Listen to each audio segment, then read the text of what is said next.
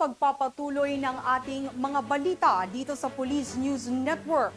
Hindi na nakapalagpa ang isang wanted person sa Cebu City matapos isilbi sa kanya ng pulisya ang warrant of arrest sa kaso nitong frustrated murder.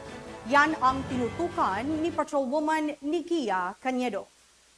Estado ng Cebu City PNP ang top 8 most wanted person sa kasong frustrated murder sa sitio Lower Acacia, Barangay Kinasangan, Pardo, Cebu City. Kinilala ni Police Colonel Erineo B. Delugdog, City Director, Cebu City Police Office, ang suspect na si alias Raprap, 25 anyos at residente ng nabanggit na lugar. Ayon sa ulat ng pulisya, bandang alas 5:50 ng hapon na maaresto ng kapulisan ang suspect sa bisa ng warrant of arrest para sa kasong frustrated murder na may 200,000 pesos na rekomendadong piyansa. Kasalukuyang nasa kustodiya ng Police Station 7 ang suspect habang pinagbigay lang nasa kinaukulang korte ang pagkahuli nito. Ako si Police Major Jasarisa Kilabon Basitaw, ang hepe sa Inayawan Police Station 7 Cebu City Police Office. Personnel of the station were able to execute successfully the warrant of arrest. Rest assured the Police Station 7 will continue with our commitment to fight against all forms of criminality.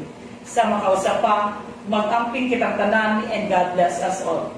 Ang matagumpay na pagkaresto ng suspect ay bunga na walang humpay na kampanya kontra anumang uri ng kriminalidad ng Cebu City PNP upang panatilihing ligtas at payapa ang nasasakupang komunidad tungo sa munlad na bagong Pilipinas. Mula dito sa Cebu City, ako yung Police News Network Correspondent, Patrolwoman Nikia Cañedo, alagad ng batas, tagataguyod ng balitang pulis. Maraming salamat, Patrolwoman Cañedo.